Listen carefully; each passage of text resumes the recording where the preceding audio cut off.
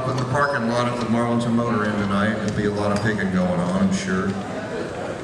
And we love Marlinton. It was we used to be up on Snowshoe, and that was good for about 2 days. And now we're here in Marlinton. We love it. We're going to get started here. We got some more banjo. We try to spread the banjo acts out a little bit, so they're not back to back, because too much banjo overload can get you. This is Tim Bing there in the red hat, and this is Tim Bing's, he teaches an advanced banjo class, so please welcome Tim Bing and his advanced banjo class.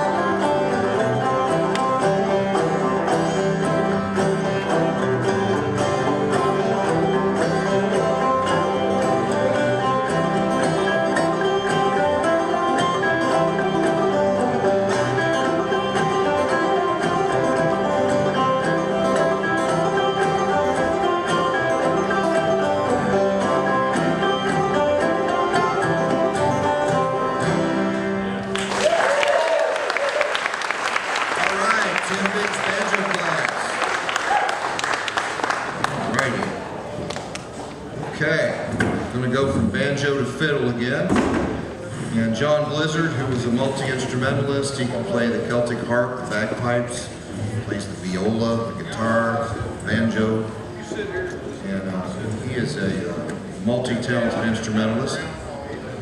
And he's also a retired curmudgeon. And you're a retired curmudgeon, is it? I can't hear you. Good. Okay. He's not retired. Yes, dear. Yes, dear. Please welcome John Blizzard's intermediate fiddle player. Anyway, today's my wife's birthday, so I'm going to say happy birthday.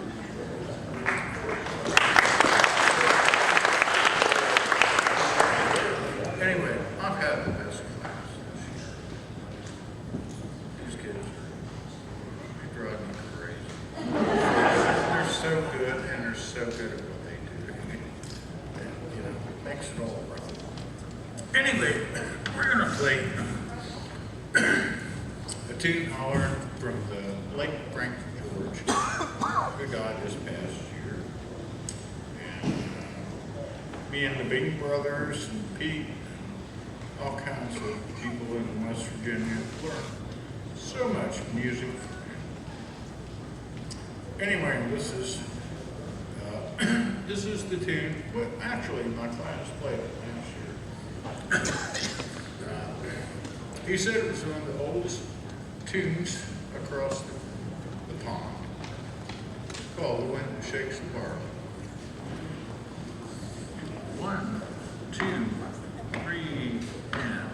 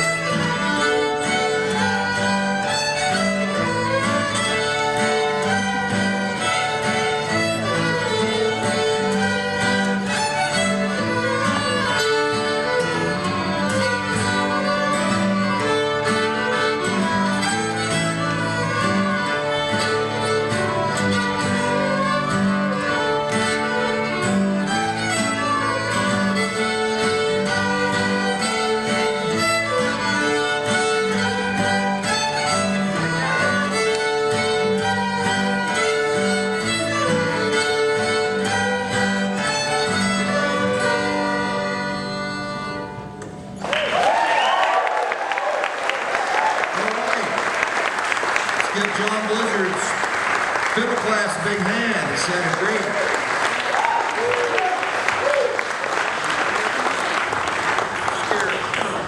Pete, come and get this thing. It's about to fall on me. Get me up, Pete. There you go. Don't make fun of me. We get a tax break for having him here. Okay. We have another poet, storyteller. This is Susanna Holstein, and she is a very entertaining poet and storyteller, so please welcome Susanna Holstein. Thank you. He didn't tell you my full name is Susanna Mary Veronica Connolly Ford Holstein, so most people just call me Granny Sue. And I love telling stories. I've been in the creative writing class this week, writing poetry, which I love to do, but tonight I want to tell you a story.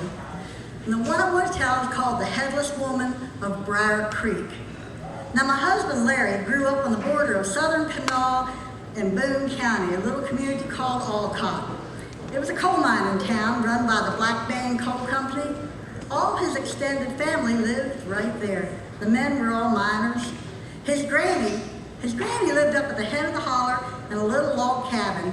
She lived up there all by herself. Now, people said it was haunted up there where Granny lived, but Granny said that old graveyard beside her cabin didn't worry her none. She said dead folks are quiet folks, and a whole lot better company than a lot of people she could name. Now, Granny wasn't but about 4'10". She had this long silver hair come right down to the back of her knees, and when she'd get up in the morning, she'd pin that hair up on top of her head, pick up her poke bonnet, tie it on, put on her apron, pick up her pouch of Five Brothers tobacco, her corncob pipe, and put those in her pockets. She was ready to start her day. Now, her little cabin didn't have any electricity. She had a coal stove for heat and for cooking. She had lamps she called coal oil lamps, kerosene lamps for light. She had a stone well out in the yard. She had everything she needed right there. Now, Larry, he loved to go see his granny. Why, he'd run up that road to her cabin after school. Well, she was a good granny because she always had something fixed for him to eat.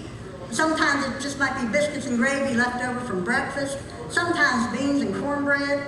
If it was the spring of the year, she might have been out gathering ramps and frying them up with potatoes, or maybe gathering those wild mushrooms she called mollymoochers or morels. Well, after they'd eat, he'd reach in the pocket of his bib overalls and he'd pull out his Prince Albert tobacco can. That's where he kept his marbles. Because you see, boys, that's what they did at recess back then. They played marbles. He was good. So he always had different marbles to show his granny, and she loved to look at them. Well, after they'd look at the marbles, well, he'd slip them back into his overalls. Then it was time to do chores. They'd have to go out and milk the cow and slop the hogs, scatter grain for the chickens. They didn't have to gather eggs because Granny had fixed a place up under her cabin with hay where the chickens could go lay their eggs. And she had this loose board in the kitchen floor where she could just hit with her foot and flip it up, where she could get an egg anytime she wanted. Well, after they get the chores done, they get a bucket of water, walk around to the porch. Granny'd take off that poke bonnet, hang it up, get out her pipe and tobacco, dip her water. She'd sit down in the rocking chair, take that long silver hair down, brush it out 100 strokes. And this was his favorite time of all, because this is when Granny would tell stories. She loved to tell stories, especially them old haint tales, them old ghost stories. She'd say, now, you mind the place we call Indian Creek. Now, we call it that because that's where the Indian women would go do their wash. Why, you can see little scooped out places in the rocks. That's where they'd kneel. And right beside them on another rock, a scooped out place, and that's where they'd lay their little babies. You go up there at night, you'll hear them Indian women singing. Hear them little babies a-crying. Now that old boarding house down the Alcott, that two-story boarding house, you remember it. Before it burnt to the ground, why, they say there was an old woman whose boy locked her up in the attic and let her starve to death up there. People didn't know. They thought she'd gone away, gone to Florida like she always said she would do. Go and drink pina coladas on the beach. Well, she starved up in that attic, and people could hear something moving in the attic, steps back and forth, back and forth. They went up to investigate. They found her old dried up bones up under the eaves. Now they gave her a proper Christian burial, but till the day that place burnt to the ground, they could hear that old woman moving back and forth, opening and shutting the cupboard doors, looking for something to eat. Now the headless woman of Briar Creek, don't nobody know who she was, nor who killed her, nor why. But she's always in the same place, that big hanging rock that juts out in the road. And she's always standing on top of that, wearing the same thing, a long brown dress with big shiny black buttons, little pointy-toed boots. You watch her long enough, she'll start to fall. Then you better get on out of there, because you see her hit the ground, you're going to be dead as she is. Well, that's what they say. Well, by the time she finished them old stories, it'd be getting dark. Larry didn't want to see that old headless woman. So he'd take off out of there waving, "Bye, Granny, bye." He'd get to the curve in the road where he couldn't see her cabin anymore. He'd take off running so fast he was nothing but a blur of blue jeans and bare feet getting by that hanging rock. And that's the way it was until the year he turned 12. And that year he got to thinking, Granny's making these stories up. She's just trying to scare me or just wants me to go home. I want to see that headless woman. So next time he went to see Granny, they did the chores and she told the old stories. He started down the road waving, "Bye, Granny, bye." Got to that curve, he didn't run. He just pulled out his slingshot, shot rocks at the trees, skipped rocks in the creek. By the time he got to that hanging rock, it was completely dark. He looked up and there she was, exactly as Granny had described her, wearing that long brown dress with those big shiny black buttons and little pointy-toed boots. And as he watched, she started to fall. When he took off out of there, he was going so fast, he looked like he'd been shot out of his own slingshot. But she was chasing right behind him. He could hear her. He could hear her old dry bones just clacking together behind him, and he ran as fast as he could, and she just came faster. He got to the house and banged on the door, "Mommy, Mommy, let me in, let me in." His mom jerked the door open, and he just fell flat on the floor. She looked at him and said, "Honey, what's got into you? You look like you've seen a ghost." Well, he jumped up, slammed the door, stood right up against her. "Don't let her in." "Don't let who in, honey? There ain't nobody out there."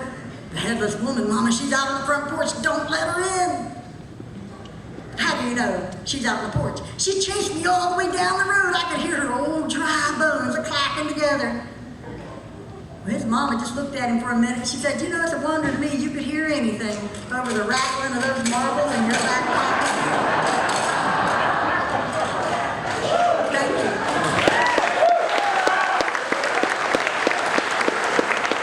Susanna Holstein. I hope she doesn't lose her marbles. Okay, now we have a guitar class, intermediate bluegrass guitar. Don Rigsby, come on out. Don Rigsby is from Kentucky. He teaches this class, and this is it's bluegrass guitar intermediate. So please welcome Don Rigsby's guitar class.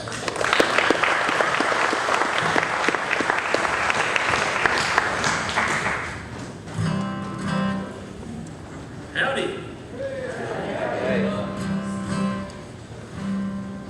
Y'all ready? 3.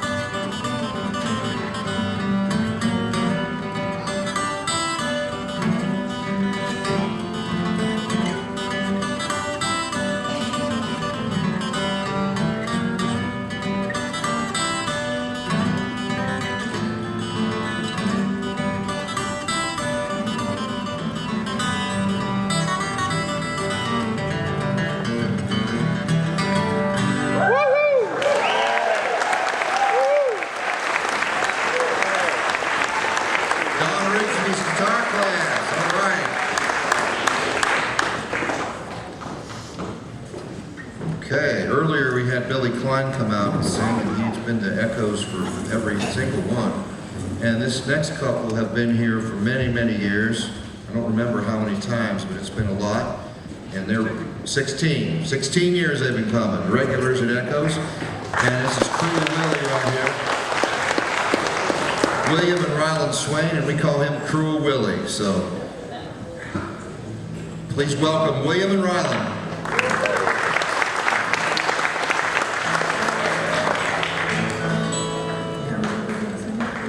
I think I do.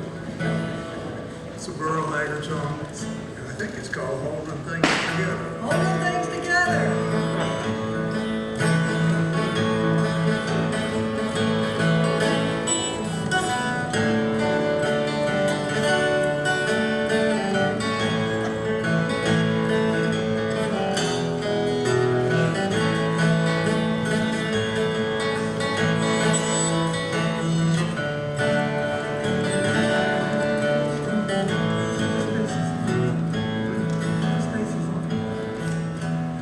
Holding things together ain't no easy thing to do. When it comes to raising children, it's a job meant for two. Alice, please believe me, I can't go on and on. Holding things together with you gone. Today was Angie's birthday. I guess it slipped your mind. I tried twice to call you, but no answer either time. Postman brought a package. It's okay to go. I signed it up for Mom, so Angie wouldn't know. Holding things together ain't no easy thing to do. When it comes to raising children, it's a job meant for two.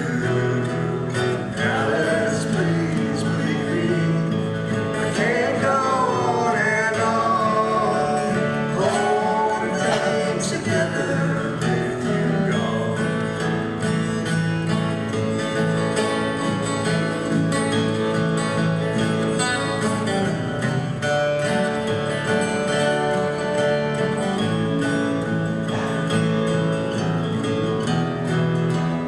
Alice, please believe me, I can't go on and on.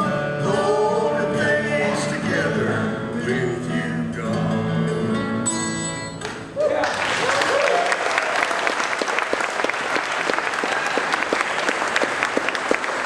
William and Ryland Swain. Cruel Willie. I got it. All right. Just when you thought it was safe and we didn't have another fiddle class, we have another. Henry, bring him on out. This is Henry Barnes. He's my White Castle connection in Columbus. Used to bring me a crave case of 30 White Castle burgers. I'd dip them in egg and flour and drop them in the turkey fryer and make what I call them White Castle nuggets.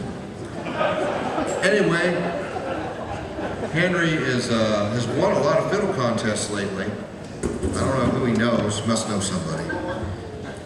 Or he gives them White Castle. Anyway, please welcome Henry Barnes and his fiddle class.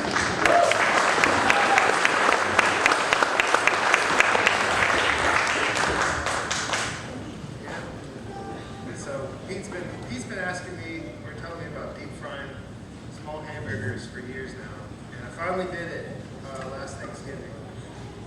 It was gross. So yeah, the bread just soaks up all of the oil, and it's really cute.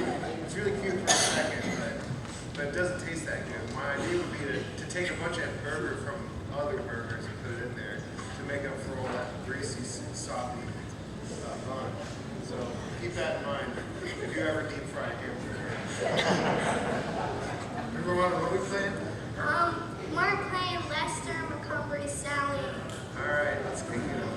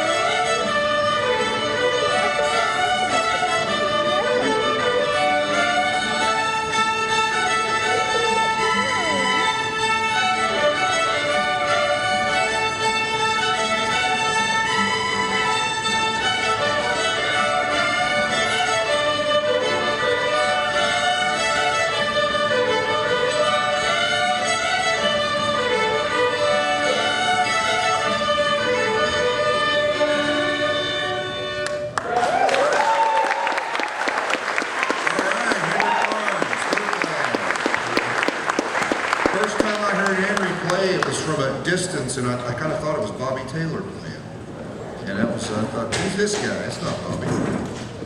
Okay. Now we're going to have another student from the creative writing arena. This is Dave Lambert. Besides being a poet, Dave's a great photographer. He takes a lot of pictures. His photographs illustrate Kurt Judd's book, My People Was Music. And here is Dave Lambert he's got Tim Bing playing banjo. So please welcome Dave Lambert.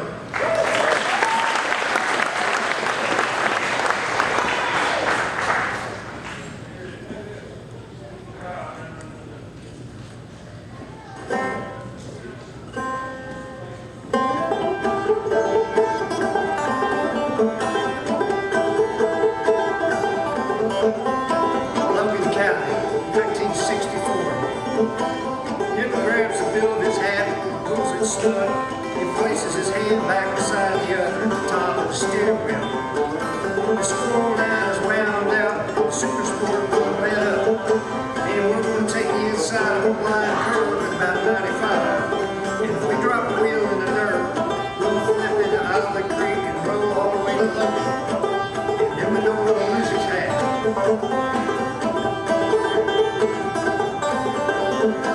His hands jerk to the left as the front end skips, then skips, and then skips again right to the edge of Route 10. We double up through the curve, and we lead the super sport past the drive-in, where some folks cheer and others just shake their head. My hands are clenched to the back of the front seat. I glance out the side window, hoping that in that blur, someone sees you and Skid Brother. Hey, racing out of the creek, 64.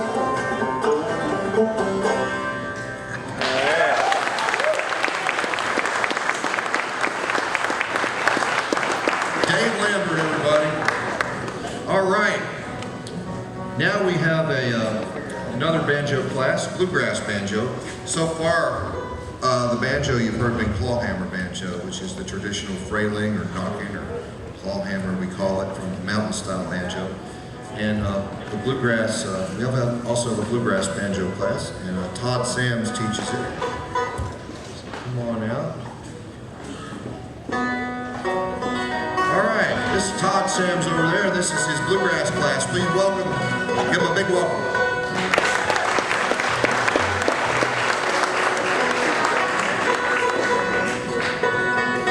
Yeah, so it wouldn't be so kindly to have about 5, 6 banjos up here all in a row. So I guess we all can get a guitar and bass player with us. This tune's called Rebecca.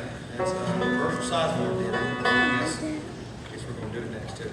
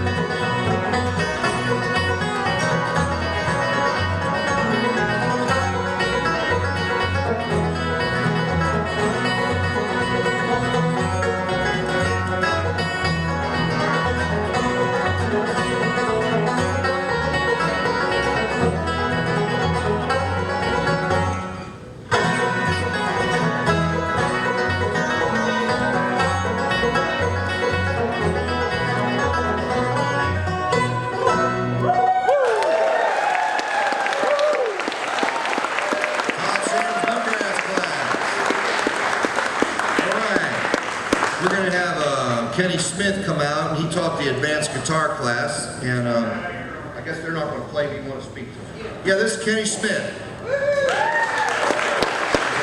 Thank you all. Please sit down. Please sit down. I had the privilege of teaching 3 students this year, and they didn't feel comfortable playing, but we went over a lot of stuff this week. We had Wyatt, which is our youngest guy in class, and today he put his guitar in his case and a little bit early, and I said, "What's going on, Wyatt?" He goes, "Man, I'll tell you what." He goes, "I hadn't had to think in a while, and this week has been a lot." And so, but we've been going over a lot of stuff and getting those guys ready. And Ken, another guy in class, he loved the camp so much, he put his house up for sale in Cumberland, Maryland. He bought a house in Sugar Grove, about 60 miles. So he's moving right now, which is amazing, all because of the camp. So, and we have another guy, Mike, that's been in class. They've been great. And I just tell you a little bit what we went over. We go over some basic how to make music out of 4 notes and stuff that holds up harmony, and how to take those 4 notes and kind of noodle around and make music out of it. And another thing we went over today was the Nashville number system and how to communicate with other musicians in that style. And so we went over some number charts like they do in a studio, and that was fun. We did that, and then we went over an old fiddle tune called Sourwood Mountain. We learned how to play that. So we've been really woodshedding. I'm proud of those guys and spending time with them. But thank you for having this available and everything. Those guys are great. But thank you so much.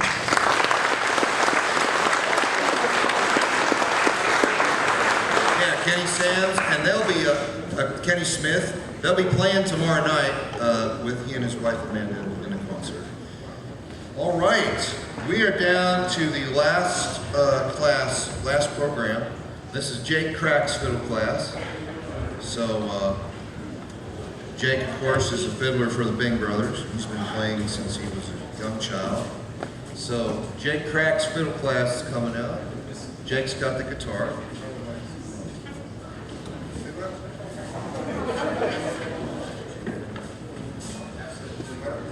All right, please welcome Jake Crack's fiddle class.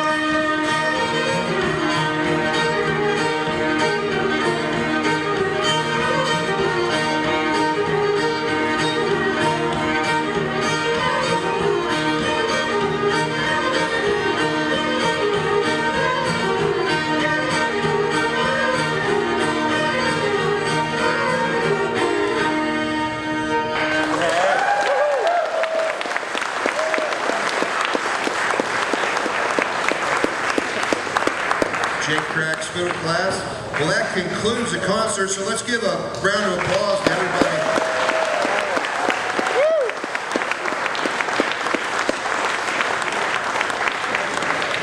We'll be here again tomorrow night at 7:30 for the staff concert. Thank you for coming.